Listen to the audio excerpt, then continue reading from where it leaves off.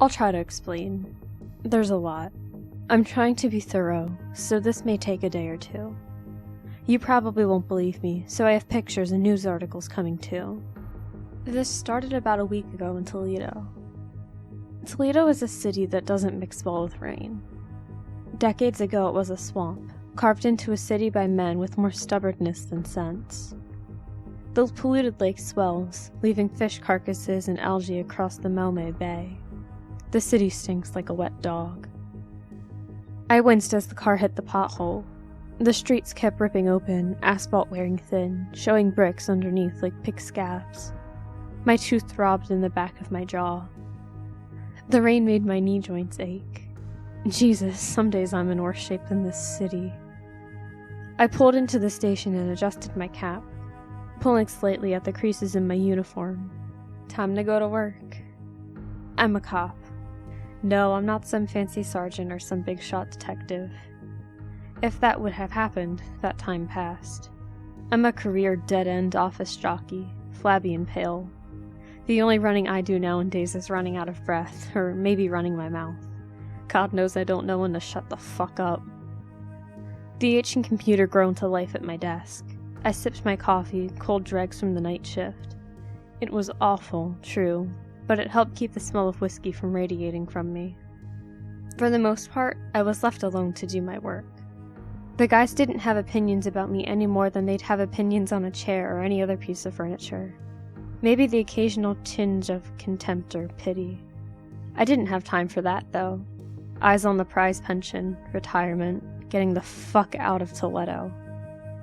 My job was basic enough. Take the scrawled reports of the beat-up cops and enter it into the relevant database. NAMUs for missing persons, and IBRs for the rest. Sometimes I pretty up the wording of reports before they get submitted. Not exactly cops and robbers shit, but it pays the bills, and with the union I have to catastrophically fuck up to be fired. I exhaled heavily and looked at the stack of papers in front of me. Fuck me. At least 5 straight hours of entering missing persons packets and scanning photos. Mostly cursory reports with little or no investigation from the looks of it. It's the sort of thing that happens when everyone is screaming about a heroin epidemic. Makes jobs easier for officers, I guess. Lost college kid? Junkie. Lost guy with a rap sheet? Junkie. Boxes checked, signed, sent for me to chicken peck into the system. It's not that Toledo has bad cops. For the most part, the officers are pretty decent.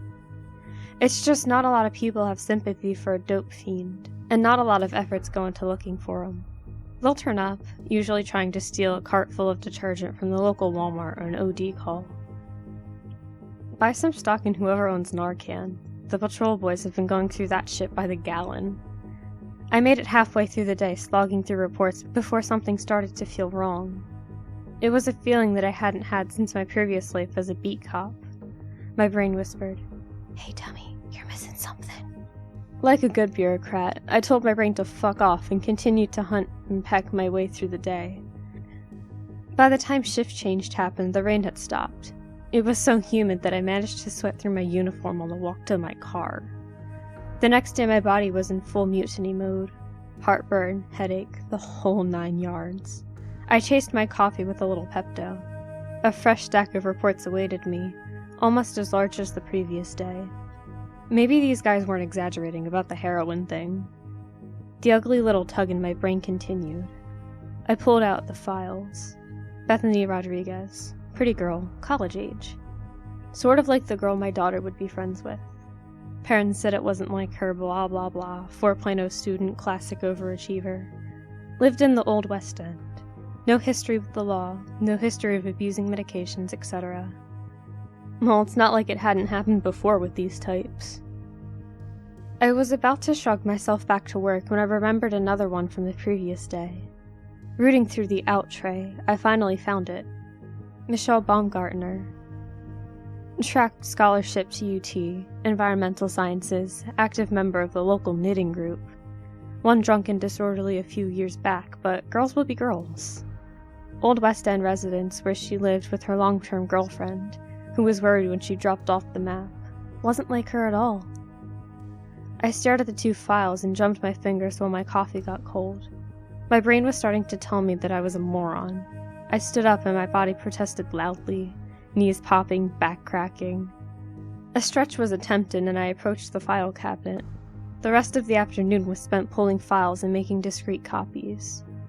That night, I sipped whiskey and stared at the papers littering my desk. In the distance, a fire truck sounded its siren. I absently thought about the latest Toledo trend, abandoned houses being set on fire. How much punishment can a city take before the fabric of it changes? Can it warp like a soaked piece of wood, or does it wash out in the rain? Across the table were 6 of 15 copied missing persons reports I had brought home without authorization. The reports covered a span of 4 years. There was very little that the people had in common.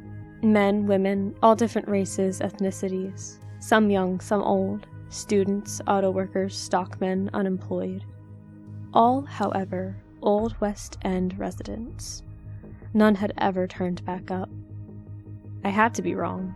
There was no way that this could have been overlooked. Hell, the FBI should have picked up on this. Outside, the cicadas continued their song. I was just a broken old lady anyway. The hell did I know? Too much time at work. Brain wants to pretend you're still a cop. For fuck's sake, I'm not a cop anymore. I barely am human at this point. Drink, coffee, work, dream about leaving. Don't be dramatic. Heroin's a fuck of a drug. That's probably nothing. No matter how many times I told myself I slept like shit. 6 bodies. The next morning, I managed to catch Jackson after the morning brief. Jackson had been on the force for about 5 years, long enough to prove that he had a head on his shoulders. I handed him a coffee and I had picked up along the way. "Hey, Jackson," I attempted nonchalantly. "That Rodriguez report was a little light. Anything else you can give me for the database?"